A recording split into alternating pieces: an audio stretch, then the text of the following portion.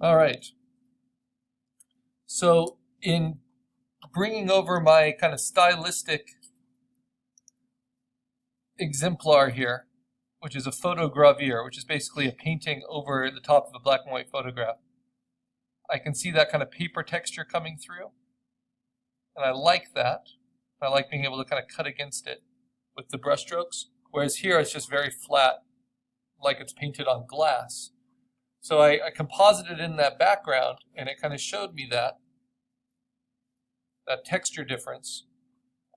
And that now I'm refined enough in my painting that I might want to add that texture into my brush. I don't think it will make it hard to distinguish edges like it might have in the past. In fact, it might even help to soften edges of the brush. I could just create a new brush, but another option I have is to use the brush settings and to now add texture as one of these. And we have a few different types of texture here. I'm going to do the kind of sand pattern. And I'm going to play with the pin pressure to create kind of a depth jitter. I can play with how much brightness or contrast there is in the texturing. And take this depth down so that as my brush, is touched lighter, that texture will kind of come through a little bit more. So let me see. I'll do it with something pretty dark so you can see how that might work.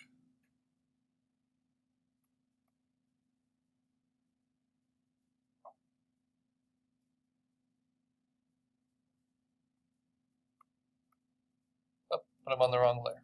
So go up to my duotone layer. Let's lock that background so I can show you. So now my brush has this nice texture to it. Looks kind of like charcoal. It might be a little much, but you see how it matches very nicely with the background that I put in, that I can work with and work over the top of.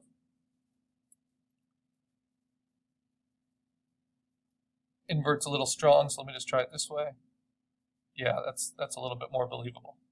Okay, so now I'm going to paint from here on out with that kind of brush tool. Now I like to use one brush that I modify slightly throughout, so it's just very consistent and I understand why it's doing what it's doing.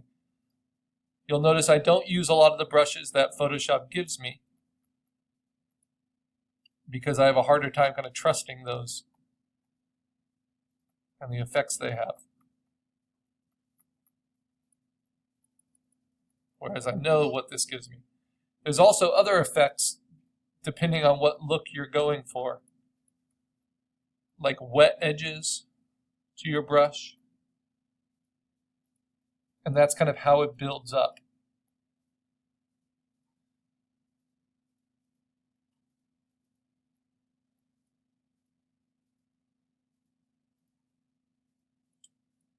And that means as you paint, where it overlaps, it will have a slightly different effect at the edges. Now this is very subtle, and I'm using colors that are too pale to kind of tell, but let me show you. So you see as I overlap the paint, you see how it will build up. Just like if you were using kind of a transparent watercolor brush, how the color will build up more and more over time. Now the problem is it's hard to directly get that. I can just push hard and I won't get that build up. That's what wet edges does. But it can definitely be nice for kind of finishing effects.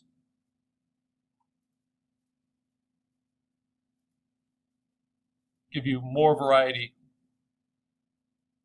whether you're at a high opacity or not, in your strokes.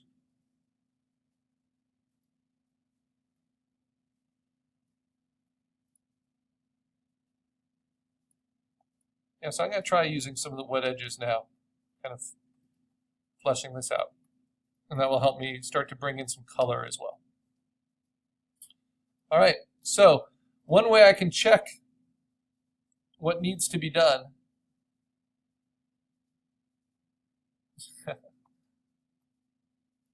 this layer is pretty funny.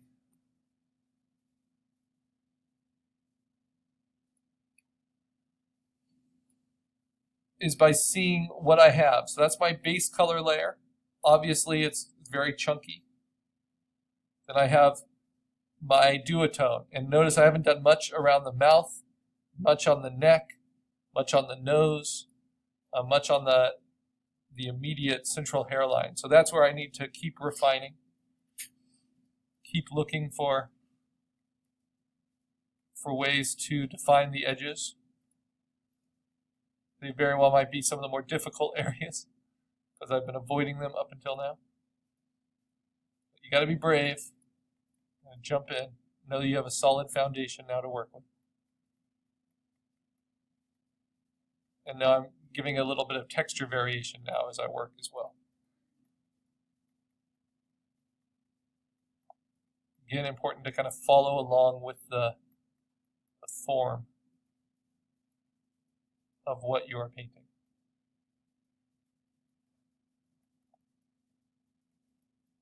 With the wrinkles in the brow,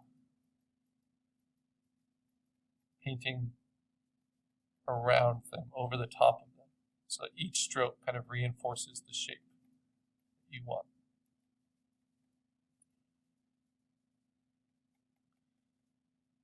Now this is where painting in monochrome is less forgiving than painting in color,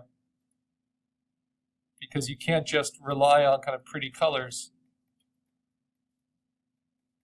and interesting color relationships to make each part of the painting interesting.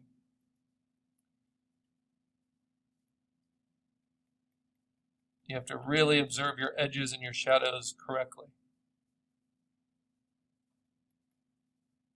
It's a lot of work, kind of knocking them down and seeing what works.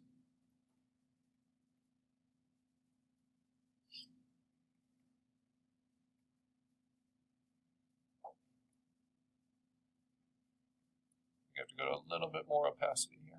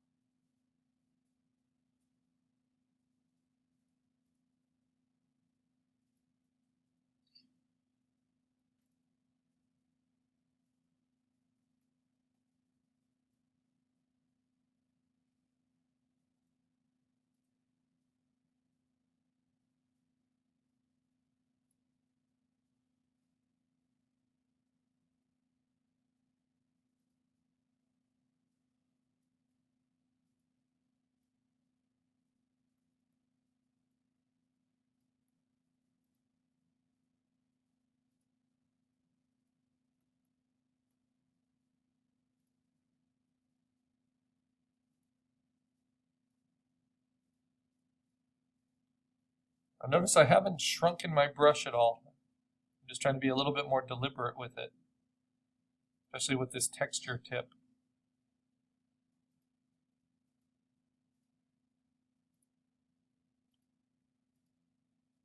When I really want to get in and define these things and I start zooming in, then I'm going to shrink my brush tip. I'm not there yet though.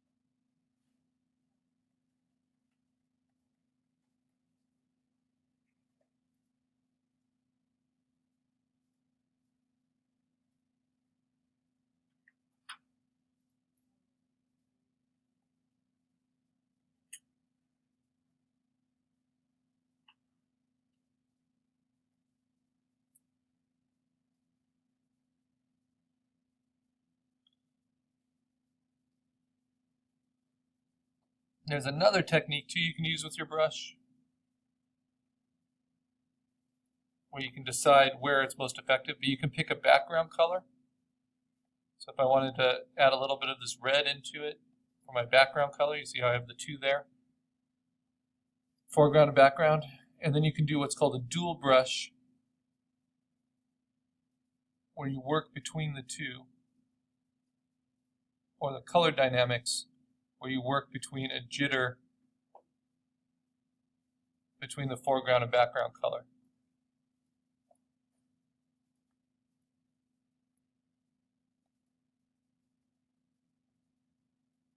So it's not just always carrying the same color.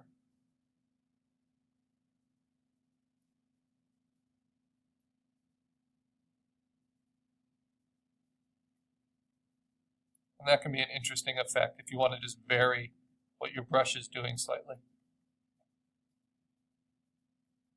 Except now it's just always doing that. So,